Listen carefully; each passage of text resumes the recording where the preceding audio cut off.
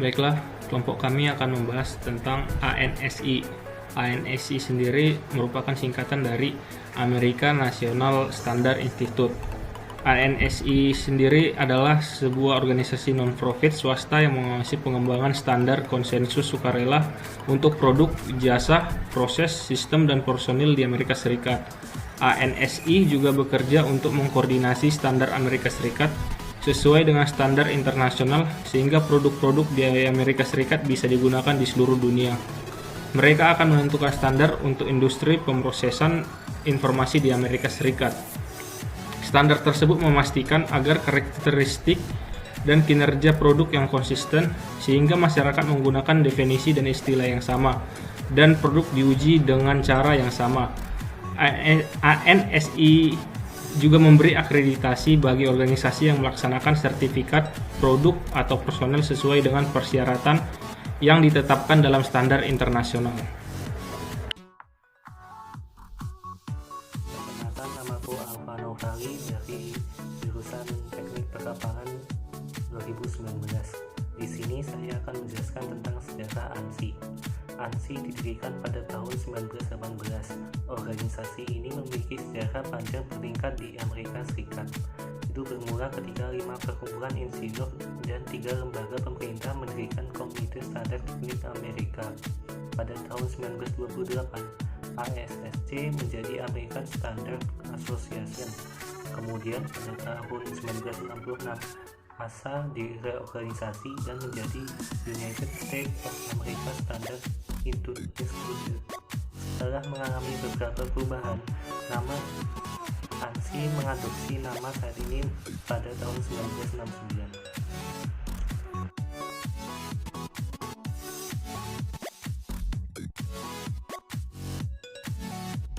Selanjutnya yaitu tujuan ANSI. ANSI didirikan dengan tujuan untuk meningkatkan daya saing global bagi bisnis dan kualitas hidup Amerika Serikat dengan cara meningkatkan daya saing global bisnis Amerika Serikat dan kualitas hidup Amerika Serikat. Mereka bekerja dengan mempromosikan dan memfasilitasi standar dan sistem penilaian dan menjaga integritasnya. ANSI juga berpartisipasi dalam mendefinisikan standar protokol jaringan. Selain itu, juga turut serta dalam merepresentasikan Amerika Serikat dalam hubungannya dengan badan-badan penentu standar internasional yang lain. Masuk ke akreditasi ANSI. ANSI tidak menciptakan standar, tapi mengakreditasi organisasi yang membuat standar. Mereka memberikan dukungan untuk SDO atau System Developing Organization dalam bentuk prosedur layanan yang menghemat waktu dan uang organisasi. Bekerja dengan SDO, ANSI bekerja untuk mengidentifikasi kebutuhan akan suatu standar, membuat rencana untuk menciptakan standar itu, dan memungkinkan semua pemangku kepentingan untuk berpartisipasi dalam proses tersebut. Ketika menentukan apakah organisasi mengembangkan standar sesuai syarat akreditasi ANSI menggunakan pedoman esensial yang dijelaskan secara lebih terperinci di bawah ini. Proses akreditasi dimulai dengan menerapkan menggunakan aplikasi. Untuk akreditasi sebagai pengembang standar nasional Amerika, ANSI membebankan biaya aplikasi satu kali sebesar $5.000 yang harus diajukan oleh seorang pemohon dengan aplikasi tersebut dan salinan dari prosedur operasi yang diusulkan. Standar gambar teknik. Standar gambar teknik merupakan suatu keragaman yang telah disepakati bersama dengan tujuan untuk menghindari salah pengertian dalam komunikasi teknik. Orang-orang yang terkait dalam bidang gambar teknik antara lain siswa pada kelompok teknologi dan industri, para perencana produk, operator mesin, operator perakitan, lalu ada mekanika dan pengamal mutu dari suatu produk. Selanjutnya, standar gambar teknik dapat diberlakukan di dalam lingkungan perusahaan, antar perusahaan industri dan suatu negara, bahkan standar gambar teknik bisa diberlakukan pada industri antar negara yang dikenal dengan standar internasional.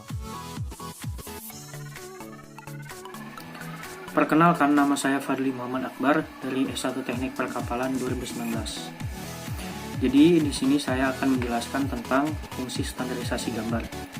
Apa sih standarisasi gambar? Fungsinya itu apa? Standarisasi gambar mempunyai beberapa fungsi. Yang pertama, ada kepastian sesuai dan tidak sesuai kepada pembuat dan pembaca gambar terhadap suatu gambar teknik tertentu. Kemudian yang kedua ada penyeragaman pemakaian simbol-simbol gambar. Lalu yang ketiga ada kemudahan komunikasi antara pembuat dan pembaca gambar. Selanjutnya yang keempat, kemudahan kerjasama antara perusahaan untuk produksi massal ukuran-ukuran yang sama. Dan yang terakhir itu ada kelancaran produksi dan pemasaran suku cadang alat-alat industri. Jadi standarisasi gambar ini mempunyai banyak fungsi yang sangat bermanfaat bagi kita semua. Sejarah standar ukuran kertas. Pada tahun 1992, ANSI menetapkan serangkaian ukuran kertas berdasarkan standar yaitu pada ANSI A berukuran 8,5 inci dikali 11 inci. Kemudian ANSI B merupakan gabungan dari dua lembar ANSI A. Hal ini agak mirip standar ISO 216, yaitu dalam memotong lembaran jadi setengah akan menghasilkan dua lembar ukuran yang lebih kecil. Hanya saja, ANSI memiliki rasio aspek yang memaksa seri ini untuk memiliki dua rasio aspek bolak-balik. ANSI atau ASME Y14.1 telah direvisi pada tahun 1995, 2005, dan 2012, sehingga menghasilkan ANSI atau ASME Y14.1M yang mendefinisikan ukuran kertas gambar metrik berdasarkan ISO 216 dan ISO 5457.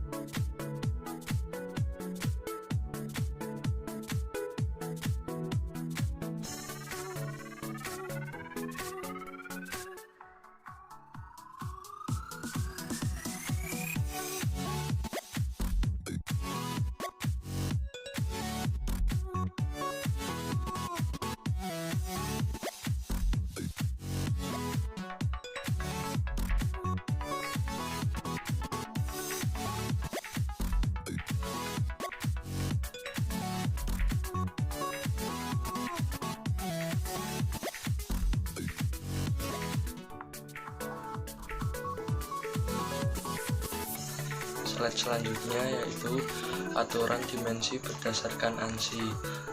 Jadi yang pertama, garis dimensi pertama harus berjarak 3/8 inci atau 10 mm dari objek, dan 1/4 inci atau 6 mm dari setiap dimensi yang berdekatan. Yang kedua, garis ekstensi harus dimulai 1/16 inci dari objek dan melampaui garis dimensi dengan 1/8 inci. Kemudian yang ketiga, untuk gambar teknik dan mekanik, semua dimensi harus dibaca dan dari tepi bawah kertas atau sistem dimensi searah. Kemudian yang keempat, saat membuat dimensi gambar mekanik, pengukuran datum harus menggunakan pengukuran yang ditarik dari satu titik di sisi kiri objek ke kanan dan dari bagian bawah objek ke atas. Kemudian yang selanjutnya, pengukuran datum adalah bagian dari sistem dimensi searah. Terus selanjutnya, untuk nilai desimal kurang dari 1 inci, 0 di depan titik desimal harus dihilangkan. Aturan dimensi berdasarkan ANSI. Ketika sistem metrik digunakan untuk menggambar, nilai-nilai dinyatakan dalam milimeter. Untuk nilai kurang dari 1 mm, 0 harus ditempatkan di depan titik desimal. Pengukuran yang sama tidak harus diulang pada gambar multiview. Misalnya, kedalaman objek, lebar atau tinggi hanya boleh ditampilkan di satu lokasi pada gambar. Dimensi keseluruhan harus ditempatkan di luar dimensi yang lebih kecil. Diusahakan untuk menghindari menyilang garis ekstensi. Ukuran lubang atau lingkaran dan silinder selalu berikan diameter sebagai dimensi normal dan sertakan simbol sudut dengan nilai. Selalu berikan jari-jari busur menggunakan huruf R besar dan huruf ditempatkan sebelum nilai.